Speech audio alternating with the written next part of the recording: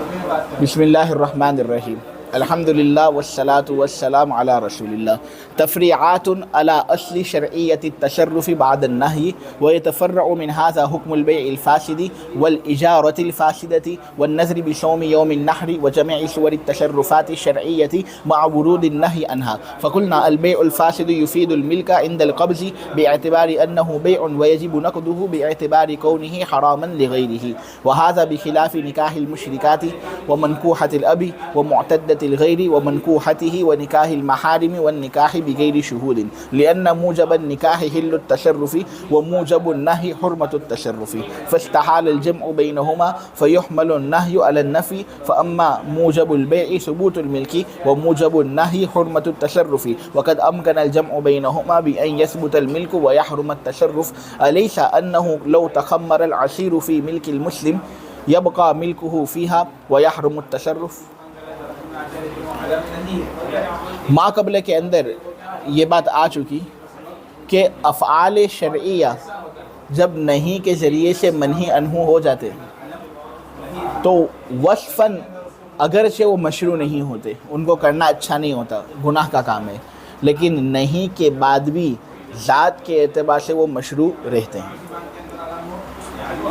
تو افعال شرعیہ نہیں کے بعد بھی جو مشروع باقی رہتے ہیں ذات کے اعتبار سے، اسی چیز کو مد نظر رکھتے ہوئے یہاں صاحب اصول الشاشی بیع فاسد کا حکم، اجارہ فاسدہ کا حکم، 10ویں ذی الحجہ کو روزہ رکھنے کا حکم اور ان تمام افعال شرعیہ کا حکم متفرق کر رہے ہیں جن کے ساتھ نہیں وابستہ ہو، جن پر نہیں وارد ہوئی ہو. لہٰذا ہم کہتے ہیں کہ بیع فاسد یعنی وہ بیع جو اصل کے اعتبار سے مشروع ہو، وصف کے اعتبار سے غیر مشروع ہو. یہ چونکہ ایک فعل شرعی ہے اور اس سے روکا گیا ہے، لہٰذا اگرچہ یہ کرنا مناسب نہیں، لیکن اگر کوئی کر لیتا ہے بیع فاسد تو اس پر احکام مرتب ہوں گے، ذات کے اعتبار سے یہ فعل مشروع ہوگا. لہٰذا آپ لوگوں کو یہ بات معلوم ہے کہ اگر کوئی آدمی خرید و فروخت کرتا ہے اور خرید و فروخت کرتے وقت ایسی شرط لگاتا ہے عقد میں جس میں عاقدین میں سے کسی ایک کا فائدہ ہو اور وہ فائدہ عوض سے خالی ہو، تو پھر اس شرط کی وجہ سے بے فاسد ہو جاتی ہے. ایسی شرطیں لگانا بے کے اندر مناسب نہیں. تو اگر کسی آدمی نے کسی دوسرے آدمی کو پنکھا بیچا، اس شرط پر فروخت کیا کہ 1 ماہ تک اس سے ہوا میں لوں گا، اس کے بعد تو لے لینا پنکھا، تمہارا پنکھا، لیکن میں تجھے بیچتا ہوں یہ پنکھا اور اس شرط پر بیچتا ہوں کہ 1 مہینے تک اس سے ہوا میں لوں گا، اس کے بعد پھر تو یہ پنکھا لے لینا. تو اب دیکھو یہاں پر بائے پنکھا بیچ رہا ہے اور ایسی زائد شرط لگا رہا ہے جس میں اس کا فائدہ ہے، اب پنکھے کے بدلے میں پیسے اس کو مل رہے ہیں، وہ کافی ہے. اب 1 مہینے تک یہ جو ہوا لے رہا ہے اس پنکھے سے، اس کے عوض میں کیا لے رہا ہے؟ یہ تو سود کی طرح ہوا نا، کہ ایک ایسی زیادتی اس نے قائم کر دی عقد کے اندر جو عوض سے خالی ہے. لہٰذا یہ شرط فاسد ہے. جو آدمی اس طرح کی بے کرتا ہے یہ بے فاسد ہوتی ہے. اب ہمارے یہاں بے فاسد دراصل ایک فعل شرعی ہے اور اس سے ہم کو روکا گیا. فعل شرعی سے جب روکا جاتا ہے تو اگرچہ وہ وصفاً نہیں کے بعد مشروع نہیں ہوتا لیکن ذاتاً مشروع ہوتا ہے. تو اس طرح اگر کوئی بے فاسد کرتا ہے تو ہم اس کے بارے میں یہ نہیں کہیں گے کہ یہ مشروع ہوا ہی نہیں، بلکہ بے تو ہو جائے گی، مشتری کے لیے اس پنکھے پر ملکیت کا ثبوت ہو جائے گا. البتہ اس طرح کرنا گناہ کا کام ہے، اس بے کو توڑنا ضروری ہوگا. مشتری کے لیے تصرف کرنا اس پنکھے میں، اس سے فائدہ اٹھانا جائز نہیں، بلکہ اس کے لیے ضروری ہے کہ وہ پنکھا واپس بائے کو لوٹا دے اور بائے سے اپنا سامان واپس لے لے. اجارہ فاسدہ کی شکل، مثلا مکان کرائے پر دیا اور یہ شرط لگائے کہ اس مکان میں 1 ماہ تک میں خود رہائش اختیار کروں گا. میرا مکان ہے، میں تجھے کرائے پر دیتا ہوں، 1 مہینے کے اندر 20,000 دے دینا. اچھا مکان ہے اس لیے 1 مہینے کے اندر 20,000 دے دینا، یہ مکان میں کرائے پر تجھے دے رہا ہوں، لیکن ایک شرط پر کہ 1 مہینے کے لیے میں اس کے اندر رہوں گا. تجھے منظور ہو تو کرائے پر لے لے، ورنہ یہ عقد کینسل. یہ شرط لگا رہے وہ. اب دیکھو، مکان کے منافع سامنے والے کو دے رہا ہے، اس کے بدلے میں قیمت وصول کر رہے ہیں. لیکن اب یہ جو شرط یہ لگا رہا ہے، زائد شرط کہ میں 1 مہینہ اس کے اندر خود رہائش اختیار کروں گا، تو اس کے بدلے میں یہ کیا عوض دے رہا ہے سامنے والے کو؟ یہ تو یہ چیز حاصل کر رہا ہے بغیر عوض کے، تو یہ تو سودی شکل کی طرح ہوگی. تو یہ اجارے کا عقد فاسد اجارے کا عقد ہوگا. اس کے اندر ہم یہ کہیں گے کہ یہ فعل شرعی سے منع کرنا پایا گیا. فعل شرعی سے جب منع کرنا پایا گیا ہے تو وصفاً اگر سے یہ مشروع نہیں، یہ کام کرنا صحیح نہیں، لیکن ذاتاً یہ مشروع ہوگا. اگر کوئی اس طرح کرایہ کا عقد کرتا ہے، کرایہ ہو جائے گا اور منافع کی ملکیت کرائے پر لینے والے کو حاصل ہو جائے گی. ہاں، لیکن البتہ اس عقد کو فاسد کرنا اور اس عقد کو فسخ کرنا ضروری ہوگا. اس کے لیے مناسب نہیں ہے کہ وہ منافع سے فائدہ اٹھائے جب تک کہ وہ عقد واپس سرے سے نہ کرے. موجودہ عقد کو تو توڑنا ضروری ہے کہ گناہ کا کام ہے. یہ نبی کریم صلی اللہ علیہ وسلم نے اس سے منع فرمائے. نسائی کے اندر صحیح روایت ہے، عبداللہ ابن عمرو ابن العاص رضی اللہ تعالی عنہما سے منقول ہے، نہا رسول اللہ صلی اللہ علیہ وسلم عن سلف و بیع. حضور پاک صلی اللہ علیہ وسلم نے شرط اور بے کو ایک ساتھ جمع کرنے سے منع فرمایا. نہا رسول اللہ صلی اللہ علیہ وسلم عن سلف و بیع، اس کا مطلب ہوتا ہے حضور نے شرط اور بے کو ایک ساتھ جمع کرنے سے منع فرمایا. تو اب چونکہ بے فاسد کے اندر شرط جمع ہو رہی ہے بے کے ساتھ، چونکہ اجارہ فاسدہ کے اندر شرط جمع ہو رہی ہے اجارے کے ساتھ، حضور نے اس سے منع فرمایا، اس لیے ہم کو یہ کام نہیں کرنا چاہیے. اب دیکھو، اجارے کا عقد یہ تو ثابت ہے نا، قرآن سے ثابت ہے، حدیث سے ثابت ہے، اجماع امت سے ثابت ہے. موسیٰ علیہ السلام جب مدین گئے تھے تو انہوں نے اپنے آپ کو مزدوری بنایا تھا، انہوں نے اجارے کا عقد کیا تھا. یا ابت استاجر ان خیر من استاجرت القوی الامین. تو پھر ان کے ساتھ اجارے کا عقد ہوا تھا، انہوں نے اپنے آپ کو مزدوری پر لگایا تھا. تو یہ چیز شریعت سے ثابت ہے. اللہ کے رسول صلی اللہ علیہ وسلم کی حدیث بھی ہے کہ تم مزدور کو اس کی مزدوری دے دو اس کے پسینے کے سوکھ جانے سے پہلے. معلوم ہوا عقد اجارہ کرنا جائز ہے، امت کے علماء کا اجماع ہے کہ یہ جائز ہے. تو یہ فعل تو ایک مشروع فعل ہے، اس کے اندر کوئی حرج نہیں. لیکن یہاں پر جو قباحت آ رہی ہے نا، وہ غیر کی وجہ سے قباحت آ رہی ہے. برائی جو آ رہی ہے وہ غیر کی وجہ سے آ رہی ہے. اور وہ غیر کیا ہے کہ یہ اس اجارے کے عقد کے اندر ایک فاسد شرط لگا رہے ہیں. ایسی شرط لگا رہے جو عوض سے خالی ہے کہ میں تجھے مکان کرائے پر تو دے رہا ہوں، لیکن اس شرط پر دے رہا ہوں کہ میں پہلے 1 مہینے اس سے خود فائدہ حاصل کروں گا، بغیر عوض کے میں اس کے اندر خود رہائش اختیار کروں گا. تو اس شرط کے لگنے کی وجہ سے اجارہ کبھی ہوا نہیں، تو یہ کبھی لی گئی رہی ہے. کیا ہے یہ؟ کبھی لی گئی رہی ہے. اور جو چیز کبھی لی گئی رہی ہوتی ہے نا، وہ ذات کے اعتبار سے بری نہیں ہوتی. اسی لیے اگر کوئی آدمی اجارہ فاسدہ کرتا ہے اور وہ شکل اختیار کرتا ہے جو میں نے ابھی آپ لوگوں کے سامنے بیان کی کہ میں تجھے مکان کرائے پر دیتا ہوں اس شرط کے ساتھ کہ میں پہلے 1 مہینہ اس کے اندر رہائش اختیار کروں گا، اس کے بعد تو اس سے فائدہ اٹھا. ہاں، لیکن تیرا کرایہ تو پہلے سے ہی شروع ہو جائے گا. بول، یہ شرط ہے میری، منظور ہے؟ تو دیکھو یہاں پر اجارہ ہو رہا ہے، فاسد شرط لگائی جا رہی ہے.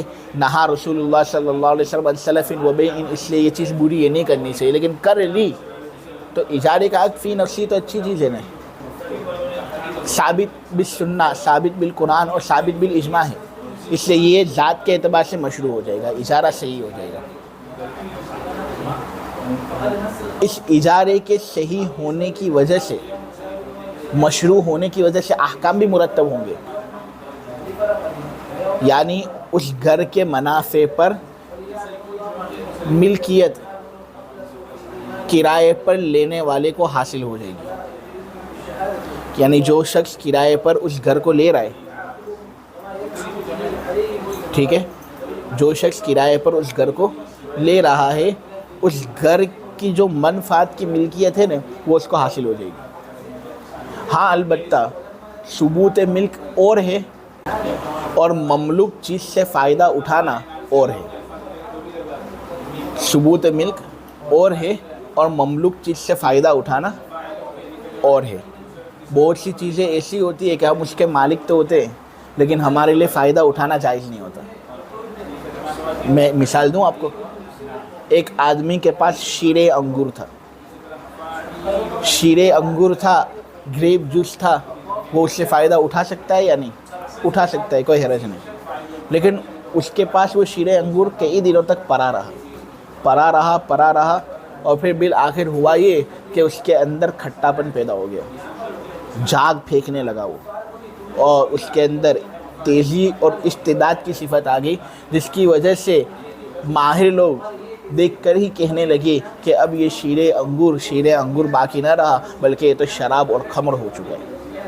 اب شیرے انگور جس آدمی کی ملکیت کے اندر تھا، شراب ہونے سے پہلے، شراب ہو جانے کے بعد بھی اسی کی ملکیت اس پر باقی ہے نا، لیکن کیا اس سے وہ فائدہ اٹھا سکتا ہے؟ شراب ہے، مسلمان کے لیے شراب سے فائدہ اٹھانا جائز نہیں. صحیح روایت ابن ماجہ کے اندر ہے، حضرت ابو الدرداء رضی اللہ تعالیٰ عنہ بیان کرتے ہیں نبی کریم صلی اللہ علیہ وسلم کے حوالے سے، لا تشرب الخمر فإنها مفتاح كل شر، کہ شراب مت پیو اس لیے کہ یہ تو ہر برائی کی کنجی ہے. تو ثبوت ملک اور ہے اور مملوک چیز سے فائدہ اٹھانا اور ہے. کرائے پر گھر کو لینے والے شخص کے لیے گھر کے منافع کی ملکیت تو ثابت ہو جائے گی، لیکن اس سے فائدہ اٹھانا اس کے لیے جائز نہیں ہوگا، کیونکہ جس طریقے سے یہ اجارے کا عقد ہوا ہے وہ ممنوع طریقہ ہے. حضور نے منع کیا ہے کہ بھئی اجارے کے عقد پر تم شرطیں مت لگاؤ، لیکن یہاں پر شرط فاصل لگائی گئی، منع کیا تھا، اس سے فائدہ اٹھانا جائز نہیں. شریعت کے اندر حکم یہی ہے کہ اب اس عقد کو توڑ دو، واپس نیا عقد کرو. موجودہ عقد کو توڑنا ضروری ہوگا. سمجھ رہے ہیں؟ تو اجارہ فاسدہ مشروع تو ہوا نہیں کے بعد بھی، لیکن وصفاً چونکہ مشروع نہیں تھا اس لیے اس کو توڑنا ضروری قرار ہوا. بے فاسد کا بھی حال ایسا ہی.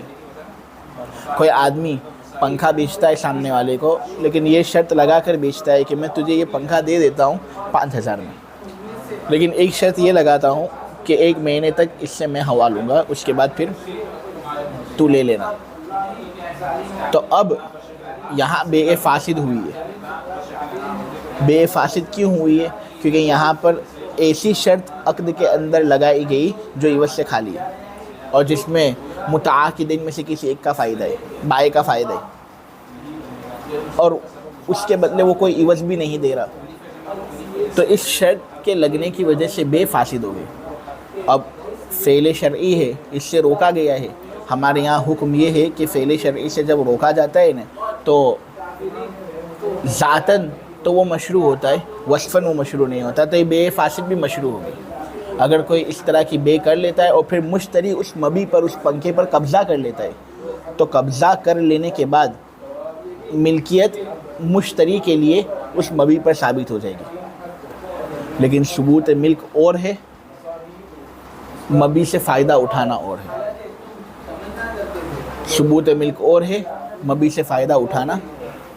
مشتری کے لیے مبی پر ثبوت ملک تو حاصل ہو گئی، لیکن وہ اس مبی سے فائدہ نہیں اٹھا سکتا. اس کے لیے ضروری ہے کہ بائع کو واپس مبی پہنچا دے اور اس سے اپنا ثمن وصول کر لے، بے کو فسخ کر دے. اگر واپس بے کرنی ہو تو واپس بے کر سکتا ہے، لیکن یہ بے چلے گی نہیں. ٹھیک ہے؟ تو یہی 2 حکم یہاں متفرع ہوئے. صاحب اصول الشاشی نے یہ بات بیان کی. 10वीं ज़िल-हिज्जा को रोज़ा रखना ममनू है। अल्लाह के नबी सल्लल्लाहु अलैहि वसल्लम ने ईद उल अदहा के दिन रोज़ा रखने से मना फरमाया। ये फ़ेल शरई है रोज़ा, इससे मना किया जा रहा है, तो ज़ात के एतबार से ये मशरू होगा, वस्फ़ के एतबार से ये मशरू नहीं होगा। ठीक है, इसीलिए हम कहते हैं कि अगर किसी आदमी ने मन्नत मानी 10वीं ज़िल-हिज्जा को रोज़ा रखने की, तो इस तरह मन्नत मानना सही है। 10वीं ज़िल-हिज्जा को अगर उसने रोज़ा रख लिया तो रोज़ा रख लेने से उसकी मन्नत भी पूरी हो जाएगी, अदा हो जाएगी। लेकिन जो काम इसने किया है ना, ये काम गलत है, क्योंकि यहाँ पर अल्लाह तबारक व तआला की मेहमानी से एराज पाया जा रहा है। हालांकि ये जो दिन होते हैं अय्याम तशरीक 10वीं ज़िल-हिज्जा, ये तो अल्लाह की मेहमानी के दिन है, जैसा कि अहादीस के अंदर आता है कि ये खाने पीने के दिन है। नबी करीम सल्लल्लाहु अलैहि वसल्लम भी कुछ खाते नहीं थे ईद उल अज़हा के दिन। जो सबसे पहली चीज़ खाते थे वो कुर्बानी का गोश्त होता था, और एक रिवायत के अंदर है कलेजी नबी करीम सल्लल्लाहु अलैहि वसल्लम खाते थे। तो ये अल्लाह की मेहमानी का दिन है, आदमी को चाहिए कि वो मेहमान का ख्याल रखे, लिहाज रखे। लेकिन रोज़ा ही रख लिया तो अल्लाह तबारक व तआला की ज़ियाफ़त से एराज पाया जा रहा है, ये मुनासिब नहीं।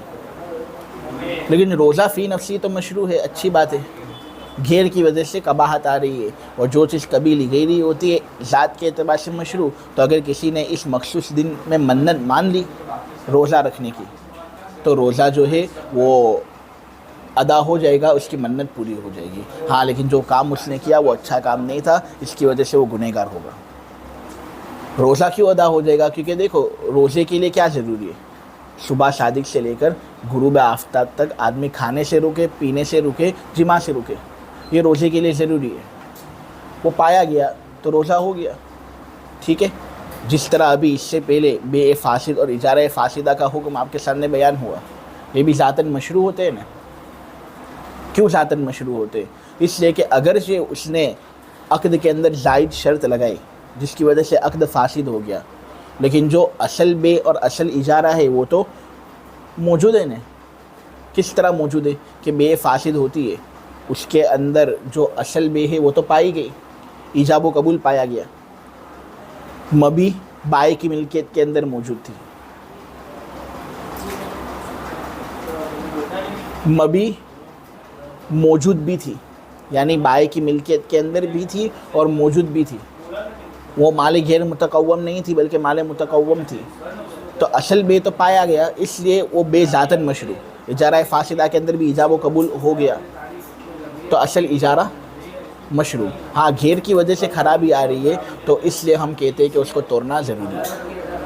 तो यहाँ भी जो रोज़े का हाल है, असल रोज़ा तो पाया ही जा रहा है, जो ख़राबी आ रही है यानी अल्लाह की मेहमानी से एराज़, वो अच्छा नहीं, उसकी वजह से वो गुनहगार होगा। लेकिन असल रोज़ा अदा हो जाएगा। अगर किसी ने मन्नत मानी है इस दिन रोज़ा रखने की, आदमी को चाहिए कि वो इस दिन रोज़ा ना रखे, लेकिन रख लेता है तो मन्नत अदा हो जाएगी। अलबत्ता आदमी एराज़ करने की वजह से गुनहगार होगा। औकात मकरूहा के अंदर किसी ने नमाज अदा कर ली तो ये भी एक मनही अनहु फ़ेल शरई है। अल्लाह ने औकात मकरूहा के अंदर नमाज अदा करने से मना किया, लेकिन नमाज फ़ी नफ्सी तो मशरू है। जो कबाहत आ रही है वो घेर की वजह से आ रही है, इसलिए ज़ात के एतबार से तो नमाज मशरू ही होगी। अगर किसी ने मन्नत मानी औकात मकरूहा के अंदर नमाज पढ़ने की, मन्नत सही है, लेकिन नमाज पढ़ना मुनासिब नहीं। उसको चाहिए था कि वो इस मन्नत पर अमल ना करे, लेकिन उसने अमल करके इन औकात के अंदर नमाज पढ़ ली, तो यह आदमी गुनहगार होगा, लेकिन मन्नत पूरी हो जाएगी, क्योंकि ये ज़ातन मशरू थे ने। तो यही सब अहकाम यहाँ पर साहिब उसूल शाशी बयान कर रहे हैं। अब एक बात ये कहनी है कि साहिब उसूल शाशी ने वल इजारतिल फासिदती के बाद इबारत ज़िक्र की है, वन नज़री बिसौमी यौमिन नहर, वन नज़री बिसौमी यौमिन नहर की इबारत ज़िक्र की है। यहाँ वन नज़री बिसौमी यौमिन नहर की इबारत ज़िक्र करने के बजाय वसौमी यौमिन नहर वाली इबारत ज़िक्र करते, यानी नज़र का लफ्ज़ हटा देते, वसौमी यौमिन नहर इबारत ज़िक्र करते तो ये ज़्यादा बेहतर होता है। क्यों ऐसा? देखो, ہمارا مسلک اور احناف کا مذہب خاص یہ ہے کہ اس طرح محض نظر ماننے میں کوئی حرج نہیں، یہ اصلاً بھی مشروع ہے اور وصفاً بھی مشروع ہے۔ ہاں امام شافعی ہم سے اختلاف کرتے ہیں، وہ کہتے ہیں کہ اس طرح نظر کرنا صحیح نہیں، لیکن ہمارا جو مذہب ہے احناف کا مذہب وہ یہ ہے کہ اگر کوئی آدمی 10ویں ذی الحجہ کو روزہ رکھنے کی منت مانتا ہے تو یہ جو منت ماننا ہے نا یہ فی نفسی ہی مشروع ہے، اصلاً بھی مشروع ہے، وصفاً بھی مشروع ہے۔ ہاں یوم النحر کو روزہ رکھنا یہ صحیح نہیں، لیکن اس کی منت ماننا یہ صحیح ہے۔ لہٰذا یہاں پر جو بے فاسد اجارہ فاسدہ کے ساتھ نظر کو بھی ذکر کیا گیا ہے تو اس سے کیا لگتا ہے، اس سے اپنے کو یہ محسوس ہوتا ہے کہ جس طرح بے فاسد منہی عنہ ہے، جس طرح اجارہ فاسدہ منہی عنہ ہے، اسی طرح نظر بصوم یوم النحر بھی منہی عنہ ہے۔ حالانکہ یوم النحر میں روزہ رکھنے کی منت ماننا یہ منہی عنہ نہیں ہے، تو اصلاً بھی مشروع ہے، وصفاً بھی مشروع ہے، اس میں کوئی حرج نہیں، منت صحیح ہے۔ ہاں روزہ رکھنا یہ ممنوع ہے، یہ منہی عنہ ہے، تو وہ صوم یوم النحر کہتے ہیں تو یہ زیادہ بہتر ہوتا ہے۔ تو یا تو یہاں پر صاحب اصول الشاشی سے تشامہ ہوا ہے، یا پھر ہم یہ کہہ سکتے ہیں کہ چونکہ یوم النحر کے روزے کی نظر ماننا یوم النحر کے روزے کا سبب ہے، چونکہ یوم النحر کے روزے کی نظر ماننا یوم النحر کے روزے کا سبب ہے، اس لیے نظر کو بھی روزے کا ہی حکم دے دیا، ٹھیک ہے۔ ورنہ آگے تفصیل انشاءاللہ آئے گی، اس میں یہ بات آپ کے سامنے واضح ہوگی کہ منت ماننا جو ہے نا یوم النحر میں روزہ رکھنے کی منت ماننا یہ تو فی نفسی مشروع ہے، یہ کوئی منہی عنہ نہیں ہے، یعنی اصلاً بھی مشروع ہے یہ اور وصفاً بھی مشروع ہے۔ ترجمہ جتنا ابھی آپ لوگوں کے سامنے واضح ہوا اس کا ترجمہ پہلے کر لیتے ہیں۔ تفریعات علی اصل شرعیت التصرف بعد النہی، نہی کے بعد تصرف کے شرعی اصلی پر چند تفریعات یہاں پر بیان کی جا رہی ہیں۔ وَيَتَفَرَّعُ مِنْ هَذَا حُكْمُ الْبَيْعِ الْفَاسِدِ،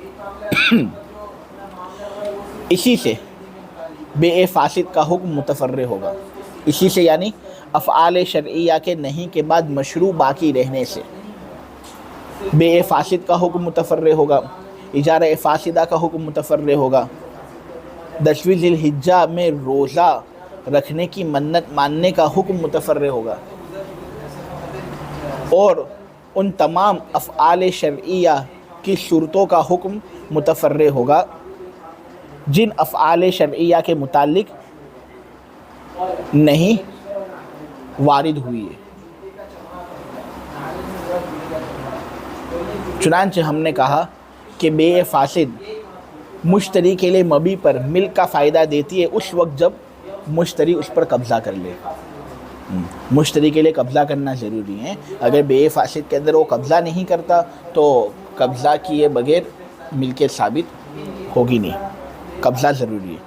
چنانچہ ہم نے کہا کہ بیع فاسد مشتری کے لیے مبیع پر ملکیت کا فائدہ دیتی ہے اس وقت جب کہ اس کی جانب سے قبضہ کیا جائے، کیونکہ وہ بیع فاسد حقیقت میں بے ہی ہے، بے تو پایا گیا نہیں، ایجاب قبول پایا گیا، مبیع موجود ہے، بائع کی ملکیت میں ہے، عاقل بالغ عقل والے یہ عقد کر رہے ہیں، تو یہ عقد ہے جو اس کے اہل سے صادر ہوا تو یہ درست ہے، بے کے جو ارکان ہیں وہ پائے جانے ہیں اس لیے۔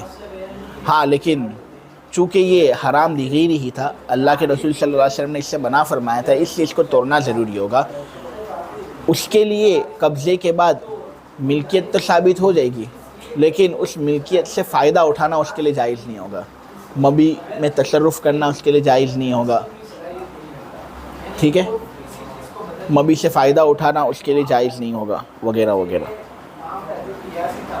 وَهَذَا بِخِلَافِ نِكَاحِ الْمُشْرِكَاتِ، یہ جو عبارت ہے نہیں دراصل یہاں پر اعتراض کا جواب دینا مقصود ہے، ایک اعتراض ہو رہا ہے اس کا جواب دینا اس عبارت سے مقصود ہے۔ وہ اعتراض کیا ہو رہا ہے؟ اعتراض یہ ہوتا ہے کہ دیکھو نکاح بھی فعل شرعی ہے نا، ایک شرعی فعل ہے نکاح، کہ شریعت کے علم پر نکاح کا وجود اور تحقق موقوف ہے۔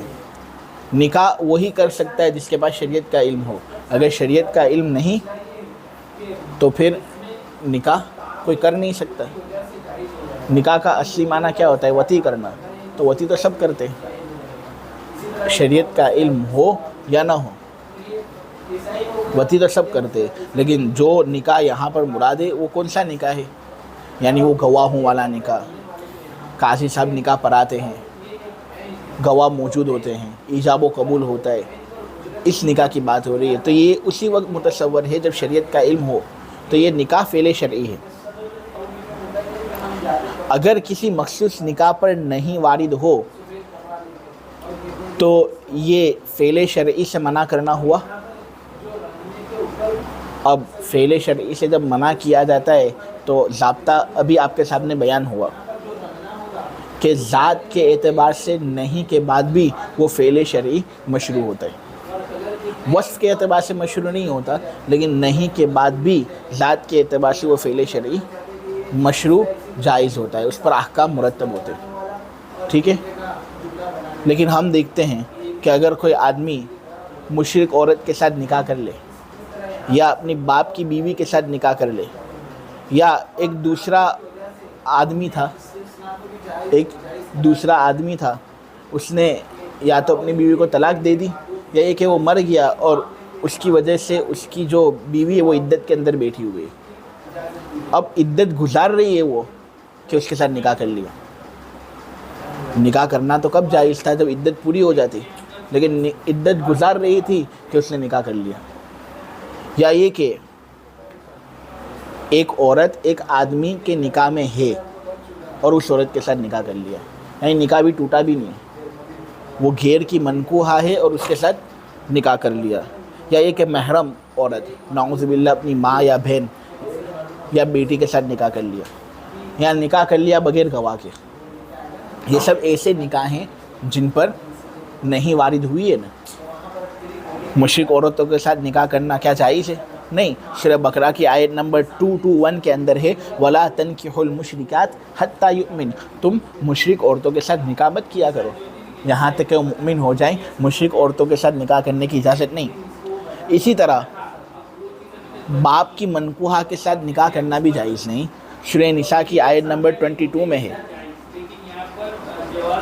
وَلَا تَنْكِحُوا مَا نَكَحَ آبَاؤُكُمْ، کہ تم نکاح مت کرو ان عورتوں کے ساتھ جن کے ساتھ تمہارے باپوں نے نکاح کیا۔ ایک عورت ہے جو ایک آدمی کے نکاح کے اندر تھی، لیکن اس آدمی کا انتقال ہو گیا جس کی وجہ سے وہ عورت عدت وفات گزار رہی ہے، یا یہ کہ اس کے شوہر نے اس کو طلاق دے دی، اس طلاق کی وجہ سے وہ عدت گزار رہی ہے، تو یہ غیر کی معتدہ ہوئی۔ اب اس کے ساتھ نکاح اس وقت جائز ہے جب وہ عدت پوری کر لے، لیکن جب عدت میں وہ ہو تو پھر اس وقت نکاح نہیں کر سکتے نا، اس وقت نکاح کرنے کی اجازت نہیں ہے۔ اسی طرح اس عورت کے ساتھ بھی نکاح کرنے کی اجازت نہیں ہے جو ابھی فی الحال کسی شوہر کے نکاح میں ہے، ارے وہ کسی دوسرے کی ہے، تم تھوڑی اس کے ساتھ نکاح کر سکتے ہو، اس سے علیحدہ ہوگی، عدت گزارے گی، اس کے بعد تم نکاح کر سکتے ہو نا۔ کسی کے نکاح میں کوئی عورت ہو تو اس کے ساتھ نکاح تھوڑی ہو سکتا ہے، کیوں نہیں ہو سکتا؟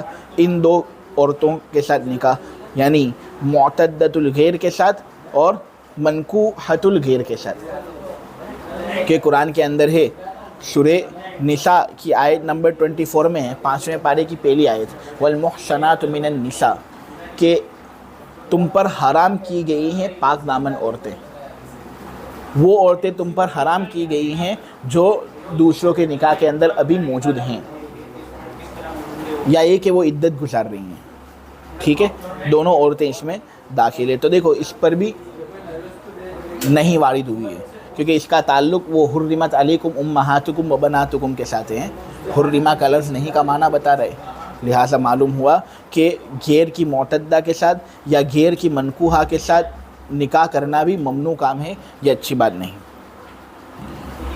اپنے محارم کے ساتھ نکاح کرنا یہ بھی شریعت کے اندر جائز نہیں۔ سورہ نساء کی آیت نمبر 23 میں ہے حرمت علیکم امہاتکم و بناتکم و اخواتکم و عماتکم و خالاتکم الی آخر، یہ جو تذکرے ہوئے کہ تم پر تمہاری ماں حرام ہے، تم پر تمہاری بیٹیاں حرام ہیں، تم پر تمہاری خالائیں حرام ہیں، تم پر تمہاری پھوپھیاں حرام ہیں، تو یہ سب محارم عورتیں ہیں جن کے ساتھ نکاح کرنے کی اجازت نہیں، ٹھیک ہے؟ تو ان کے ساتھ بھی نکاح کرنے سے اللہ تعالیٰ نے منع فرمایا ہے، بلکہ بغیر گواہ کے نکاح کرنے سے بھی اللہ تبارک و تعالیٰ نے منع فرمایا ہے۔ بے حقیقی ایک کتاب ہے السنن الصغیر، اس کے اندر ایک صحیح روایت ہے حضرت حسن بصری کے حوالے سے اور حضرت سعید ابن المسیب کے حوالے سے۔ وہ کہتے ہیں کہ حضرت عمر یہ کہا کرتے تھے لا نکاح الا بولی و شاہدی عدل، کہ نکاح نہیں ہے ولی کے بغیر اور نکاح نہیں ہے دو عادل گواہوں کے بغیر، یعنی دو عادل گواہ تو کم سے کم ہونے ہی چاہیے، اس کے بعد ہی نکاح ہوگا۔ تم بغیر گواہ کے نکاح کر لو، یہ مناسب نہیں، شریعت نے اس سے منع کیا ہے۔ جو لا ہے نا، لا یہ نہیں کے معنی میں یہاں پر ہے، ٹھیک ہے؟ تو اس سے بھی نہیں وارد ہو رہی ہے۔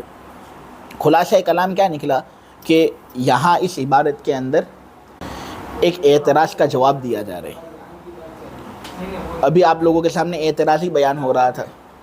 اعتراض یہ بیان ہو رہا ہے کہ دیکھو نکاح فعل شرعی ہے اور کچھ نکاح ایسے ہیں کہ ان پر نہیں وارد ہوئی ہے، تو جب نکاح پر نہیں وارد ہوگی تو یہ منہی عنہ فعل شرعی ہوگا۔ کچھ نکاح ایسے ہیں جن پر نہیں وارد ہوئی، جیسے کہ اس کی تفصیل میں نے آپ لوگوں کے سامنے بیان کی، ٹھیک ہے؟ اب جب یہ منہی عنہ فعل شرعی ہے تو تقاضا تو یہ ہے کہ نہیں کے بعد وصفاً اگرچہ یہ مشروع نہ ہو لیکن ذاتاً یہ مشروع ہونے چاہیے۔ لیکن ہم دیکھتے ہیں کہ مشرک عورت کے ساتھ نکاح کرنا، باپ کی منکوحہ کے ساتھ نکاح کرنا، غیر کی معتدہ کے ساتھ، غیر کی منکوحہ کے ساتھ، محارم عورتوں کے ساتھ نکاح کرنا، بغیر گواہ کے نکاح کرنا، یہ تو بالکل منعقد ہی نہیں ہوتے، یعنی یہ نہ ذاتاً مشروع ہے نہ وصفاً۔ تمہارا جو بیان کردہ قاعدہ تھا، تمہارا جو اصل تھا، جو ضابطہ تھا، وہ تو کس بات کا تقاضا کرتا تھا کہ جب یہ فعل شرعی ہے اور یہ منہی عنہ بن گیا نہیں کی وجہ سے تو ذاتاً تو مشروع ہونا چاہیے، لیکن ہم دیکھتے ہیں کہ ان کا انعقاد ہی نہیں ہوتا، یہ ذاتاً بھی مشروع نہیں ہے، وصفاً بھی مشروع نہیں ہے۔ کیوں ایسا؟ اس اعتراض کا جواب یہاں پر دیا جا رہا ہے۔ تو جواب بڑا آسان ہے، بہت سمپل جواب ہے۔ جواب یہ ہے کہ دیکھو یہ جو مذکورہ نکاح آپ کے سامنے بیان ہوئے نا، ان نکاح کو مشروع رکھنے میں ایک مجبوری ہے اور وہ اجتماعی ضدین ہے۔ ان نکاح کو مشروع رکھنے کے اندر ایک مجبوری ہے اور وہ ضدین کا جمع ہونا ہے۔ چونکہ یہاں ضدین جمع ہو رہے ہیں اس وقت جب ہم نکاح کو مشروع رکھتے ہیں، اور ضدین کا جمع ہونا محال ہے۔ ایک جگہ پر ایک ہی وقت کے اندر ایک ہی حالت میں اندھیرا بھی ہو روشنی بھی ہو، ایسا ہو سکتا ہے۔ ایک چیز ایک ہی وقت کے اندر سیاہ بھی ہو اور سفید بھی ہو، ایسا ہو سکتا ہے۔ تو ایک چیز ایک ہی وقت کے اندر حلال بھی اور حرام بھی ہو، ایسا بھی نہیں ہو سکتا۔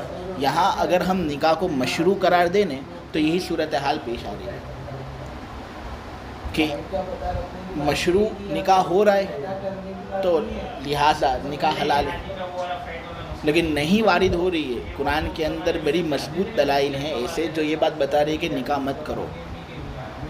ان نہیں کا تقاضا یہ ہے کہ یہ سب تصرفات حرام ہے، تو پھر حلال اور حرام کا اجتماع یہاں پر ہو رہا ہے، ضدین کا اجتماع لازم آ رہا ہے۔ یہ ہمارے نزدیک ایک ایسی چیز ہے جو امپاسبل ہے، اس لیے ہم نکاح جو ابھی ابھی بیان ہوئے ان کو سرے سے منعقد ہی نہیں کریں گے۔ ہم کہیں گے کہ یہ جو نکاح ہے نا، اگرچہ یہ فعل شرعی ہیں اور فعل شرعی یہاں نہیں کی وجہ سے منہی عنہ ہو رہا ہے، لیکن پھر بھی ان کا حکم قبیل عین ہی ہوگا، قبیل غیر ہی نہیں ہوگا، قبیل عین نہیں ہوگا۔ ان کی ذات کے اندر قباحت ہوگی۔ ذات کے اندر جب قباحت ہے تو پھر یہ افعال نہ ذاتاً مشروع ہوں گے نہ وصفاً مشروع ہوں گے۔ میں یہ بات پہلے آپ لوگوں کے سامنے بیان کر چکا ہوں کہ یہ جو حکم بیان کیا جا رہا ہے فعل شرعی سے نہیں کے بارے میں، کہ جو بھی فعل شرعی منہی عنہ ہو وہ کبھی غیر ہی ہوتا ہے، تو یہ مطلق حکم نہیں ہے، یہ مقید ہے۔ ہم اس کو مطلق نہیں کہیں گے، مقید کہیں گے، یعنی یہ اس وقت ہے جب اس کے خلاف قرینہ نہ ہو، ورنہ اگر اس کے خلاف کوئی قرینہ موجود ہو نا تو پھر اس صورت میں اگرچہ منہی عنہ فعل شرعی ہو لیکن وہ کبھی غیر ہی نہیں ہوگا، بلکہ کبھی عین نہیں ہو جائے گا قرینے کی وجہ سے۔ اور وہ کرینہ یہاں پر اجتماعی ضدین. ذرا تفصیل دیکھو اگر ہم یہ کہہ دیں کہ مشرک عورتوں کے ساتھ نکاح کرنا ذات کے اعتبار سے مشروع ہے، باپ کی منکوحہ کے ساتھ نکاح کرنا ذات کے اعتبار سے مشروع ہے، معتدۃ الغیر کے ساتھ نکاح کرنا ذات کے اعتبار سے مشروع ہے، وغیرہ وغیرہ، تو پھر اس صورت میں اس کا تقاضا کیا ہے کہ عورت کے ساتھ تصرف کرنا اس کے لیے حلال ہو جائے. عورت کے ساتھ تصرف کرنا اس کے لیے حلال ہو جائے. تصرف میں کیا آتا ہے؟ وطی وغیرہ، اس سے ملاقات کرنا وغیرہ، اس سے بات چیت کرنا، گلے لگانا اس کو، یہ سب تصرف ہوا. گھومنے لے جانا، آئس کریم کھلانا. اجنبی عورت اگر ہوتی تو کیا کر سکتے؟ یہ سب نہیں کر سکتے، لیکن جب وہ اپنی ہو گئی ہے تو اپنے اس کے ساتھ تصرف کر سکتے، جو چاہے کر سکتے. آپ سمجھے؟ وطی وغیرہ جو آدمی چاہے کر سکتے ہیں. تو اگر ہم نکاح کو ذاتاً مشروع قرار دیتے ہیں تو اس کا لازمی تقاضا یہ ہے کہ عورت کے ساتھ تصرف حلال ہو جائے، اور اس عورت کے لیے مرد کے ساتھ تصرف حلال ہو جائے، وطی وغیرہ حلال ہو جائے. لیکن جب ہم دیکھتے ہیں کہ یہ سب نکاح وصفاً مشروع نہیں ہے، نہیں ان پر آئی ہے، قرآن کے نصوص ہیں جو بتا رہے ہیں کہ اس طرح نکاح مت کرو، صحیح احادیث ہیں جو یہ بات بتا رہی ہیں کہ گواہوں کے بغیر نکاح مت کرو، تو یہ تقاضا کر رہا ہے کہ نکاح مت کرو. اگر تم نکاح اس طرح کرو گے تو تصرف حلال نہیں ہوگا، حرام ہوگا، تبھی تو نہیں وارد ہوئی ہے نا. تو نہیں کا تقاضا یہ ہے کہ تصرف حرام ہو، جبکہ نکاح کا تقاضا یہ ہے کہ تصرف حلال ہو. اب ہم یا تو حلال قرار دیں کسی چیز کو یا حرام قرار دیں. ایک چیز کو ایک ساتھ حلال بھی اور ایک چیز کو ایک ساتھ حرام بھی ہم کس طرح قرار دے سکتے ہیں؟ دیکھو جو بے کا معاملہ تھا نا، اجارہ فاسدہ کا معاملہ تھا، وہ الگ تھا، اس کا معاملہ الگ تھا. کیوں؟ وہاں پر اجتماعی ضدین لازم نہیں آ رہا تھا، وہاں ضدین کا اجتماع لازم نہیں آ رہا تھا. کیوں لازم نہیں آ رہا تھا؟ کیونکہ جب بے فاسد منعقد ہوتی ہے، جب اجارہ فاسدہ وجود میں آتا ہے تو یہ منہی عنہ ہوتا ہے. اب اگر ہم اس کو ذات کے اعتبار سے مشروع قرار دیں تو اس کا تقاضا ہم کیا بتاتے ہیں کہ ملکیت ثابت ہو، اور نہیں پر عمل کر کے ہم یہ تقاضا نکالتے ہیں کہ اس سے فائدہ اٹھانا حرام ہے. اور یہ چیز ہو سکتی ہے کہ کوئی چیز ملکیت میں ہو اور اس سے فائدہ اٹھانا حرام.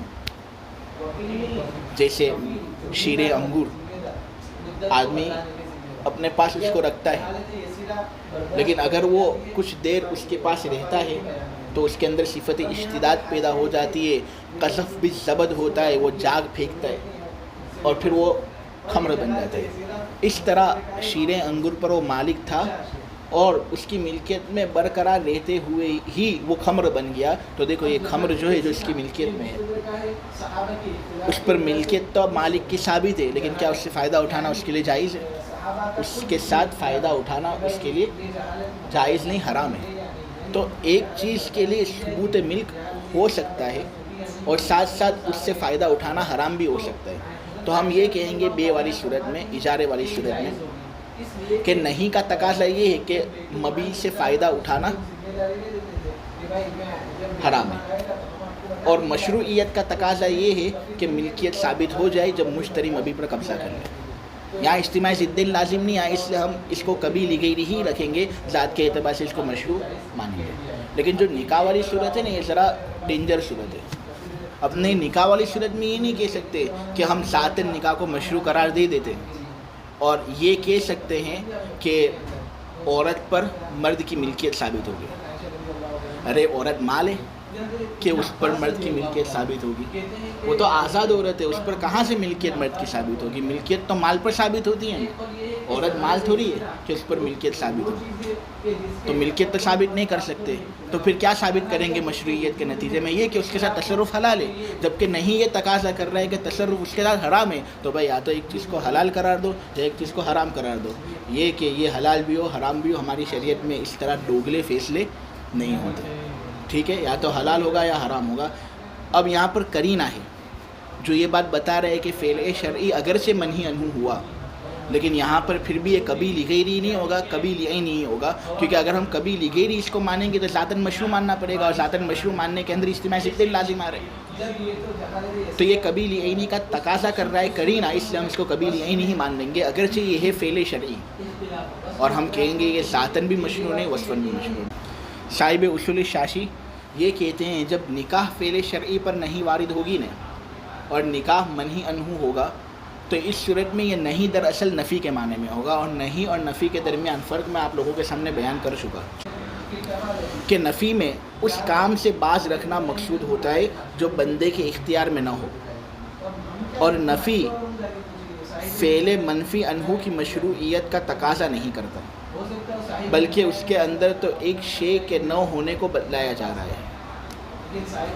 نہیں کے اندر ہوتا کیا ہے کہ ہم روکتے ہیں کسی چیز سے آدمی کو، اور آدمی اس کام میں مختار ہو، وہ رک بھی سکتا ہو، نہ اگر چاہے تو نہ بھی رک سکتا ہو۔ نفی کے اندر کیا ہوتا ہے، ہم آلریڈی ایک آدمی کو روک رہے ہیں ایسے کام سے جس سے وہ پہلے سے رکا ہوا ہے، اس سے رکنا اس کے اختیار میں نہیں ہے، بلکہ بغیر اختیار کے وہ فطرتاً اس سے رک رہا ہے۔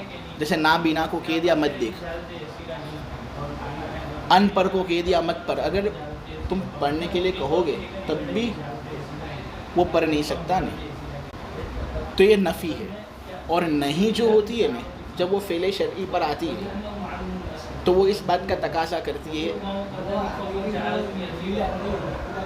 کہ ذاتاً وہ مشروع ہو شرعی اعتبار سے، لیکن نفی جب فعل شرعی پر آتی ہے نا تو وہ اس بات کا تقاضا نہیں کرتی کہ وہ فعل منفی عنہ ذاتاً مشروع ہو، بلکہ ذاتاً غیر مشروع ہوگا تب بھی چلے گا۔ اب یہ کہ پھر اس کو روکنے کے لیے کیوں کہا جا رہا ہے، تو نفی کے اندر مقصود یہی ہوتا ہے کہ وہ آدمی یہ چاہ رہا ہوتا ہے کہ وہ سب کے سامنے یہ بیان کرے کہ یہ کام نہیں ہو رہا، کسی کام کا نہ ہونا اور عدم ہی بتانا مقصود ہوتا ہے، اور یہاں پر وہ مقصد پایا گیا۔ تو نکاح سے جو روکا گیا نا، وہاں پر جو نہیں ہے وہ نفی کے معنی میں ہے۔ اس کا مطلب یہ کہ اس میں ایسے کام سے باز رکھنا مقصود ہے جو بندے کے اختیار میں نہیں، اور فعل منفی عنہ کی مشروعیت کا تقاضا نفی نہیں کرے گا، لہٰذا یہ ذاتاً بھی غیر مشروع ہوگا، وصفاً بھی غیر مشروع ہوگا۔ وَهَذَا بِخِلَافِ نِكَاحِ الْمُشْرِكَاتِ، اور یہ یعنی تصرفات شرعیہ کا منہی عنہ ہونے کے بعد بقائے مشروعیت کا تقاضا کرنا، مشرک عورتوں کے ساتھ نکاح کرنے، باپ کی منکوحہ کے ساتھ نکاح کرنے، غیر کی معتدہ کے ساتھ نکاح کرنے، اور غیر کی منکوحہ کے ساتھ نکاح کرنے، اور محرم عورتوں کے ساتھ نکاح کرنے اور بغیر گواہوں کے نکاح کرنے سے الگ ہے۔ تصرفات شرعیہ کا منہی عنہ کے بعد بقائے مشروعیت کا تقاضا کرنا مشرک عورتوں کے ساتھ نکاح کرنے میں نہیں ہوگا، باپ کی منکوحہ کے ساتھ نکاح کرنے میں نہیں ہوگا، غیر کی معتدہ غیر کی منکوحہ کے ساتھ نکاح کرنے میں نہیں ہوگا، محرم عورتوں کے ساتھ نکاح کرنے میں نہیں ہوگا، بغیر گواہ نکاح کرنے کے اندر نہیں ہوگا، یعنی یہاں یہ ذاتاً مشروع نہیں ہوں گے، اس لیے کہ نکاح کی مشروعیت کا تقاضا تصرف کا حلال ہونا ہے، اور نہیں کا تقاضا تصرف کا حرام ہونا ہے۔ حلت اور حرمت کے درمیان جمع محال ہے، چنانچہ نہیں کو محمول کیا جائے گا نفی پر، نہیں کو محمول کیا جائے گا نفی پر، یعنی یہاں پر نہیں ہے تو تم شاید یہ سمجھو کہ یہ نہیں تقاضا کرتا ہے اس بات کا کہ یہ ذاتاً مشروع ہو۔ ہم کہتے ہیں یہ نہیں نفی کے معنی میں ہے، اور نفی تو بس کسی چیز کا نہ ہونا بتلاتا ہے، اگرچہ وہ ذاتاً اس پر قادر نہ ہو، تو یہ ذاتاً مشروعیت کا تقاضا نہیں کرتا، اس لیے یہ نہیں نفی کے معنی پر محمول کیا جائے گا۔ رہا بے کا تقاضا، بے کی مشروعیت کا تقاضا، تو وہ ملک کا ثبوت ہے، اور نہیں کا تقاضا تصرف کا حرام ہونا ہے۔